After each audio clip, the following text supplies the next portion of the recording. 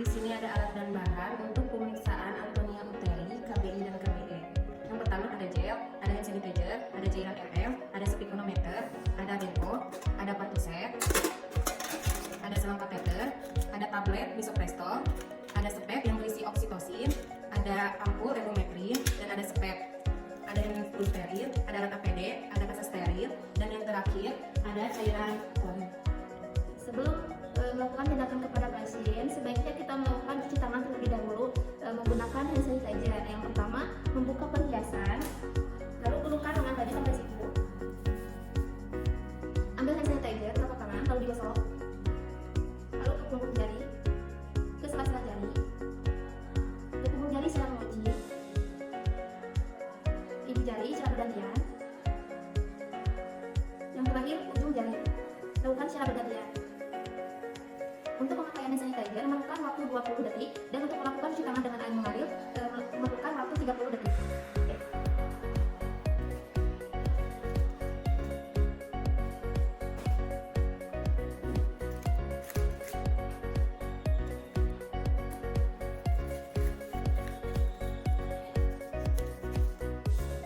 Sebelum melakukan tindakan, sebaiknya untuk menutup sapiran terlebih dahulu untuk menjaga privasi pasien.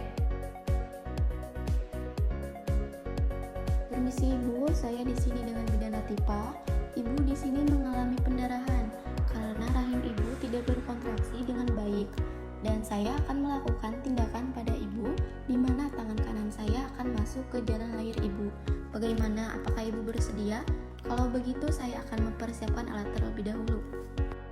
Lalu atur posisi pasien dengan senyaman mungkin. Ibu permisi ya Bu, kakinya ditekuk dan dibuka Bu.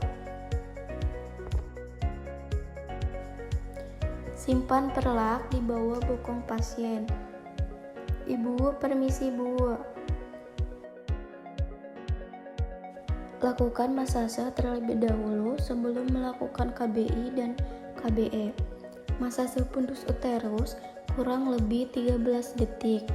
Karena setelah dilakukan masase uterus masih tidak berkontraksi, maka lakukan pengecekan daerah vagina Ibu. Pastikan tidak ada stosol dan tidak ada sisa plasenta atau selaput plasenta. Setelah dilakukan pemeriksaan, ternyata uterus masih tidak berkontraksi, maka kosongkan kandung kemih, lalu bersihkan daerah vagina Ibu. Ibu permisi Bu. Lalu periksa kandung kemih dengan cara memasukkan kateter untuk mengosongkan urin yang ada. Ibu permisi, saya akan memasukkan selang kateternya. Ibu tarik napas ya Bu. Setelah dilakukan pemeriksaan dan pengeluaran sisa urin, ternyata masih tidak berkontraksi, maka kita lakukan KBI, kompresi bimanual internal, yaitu dengan cara memasukkan tangan kita secara obstetrik sampai ponik interior, yaitu maksimal 5 menit. Kemudian letakkan tangan pada ponik anterior, kemudian letakkan dinding anterior uterus, sementara telapak tangan kiri kita letakkan pada dinding belakang uterus. Bagian luar menekan dengan kuat dinding belakang uterus ke arah kepalan tangan. Kemudian tetap berikan tekanan pada uterus. Jika uterus berkontraksi, maka lanjutkan KBI selama 1-2 menit dan keluarkan tangan secara perlahan dari vagina dan lanjutkan dengan pengawasan kala 4. Jika uterus tidak berkontraksi, maka anjurkan keluarga untuk melakukan KBE, kompresi bimanual eksterna.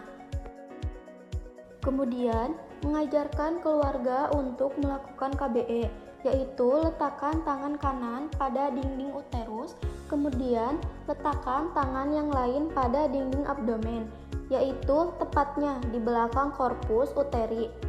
Usahakan memegang bagian belakang uterus seluas mungkin dan melakukan penekanan uterus di antara kedua tangan untuk melakukan kompresi pembuluh darah di dinding uterus. Sementara keluarga pasien melakukan KBI, maka bidan mengeluarkan tangan secara perlahan. Lepaskan handscoon untuk mempersiapkan obat-obatan. Lalu, siapkan obat-obatan serta infus. Patahkan endometrin sebanyak 2 mg. Kemudian suntikan kepada ibu secara IP. Pastikan pasien tidak memiliki riwayat hipertensi. Lalu berikan obat misoprostol 600-1000 mg. Lakukan infus, kemudian patahkan ampul sebanyak 20 unit oksitosin ke dalam larutan RL 500 cc. Habiskan RL secepat mungkin. Ibu, alhamdulillah ya, kontraksi ibu sudah berjalan bagus. Selanjutnya saya akan melakukan pemantauan kala 4. Ibu sekarang istirahat yang cukup ya Bu. Sebelumnya apakah ada yang ingin dipertanyakan Bu? Baik, kalau begitu saya permisi dulu ya Bu.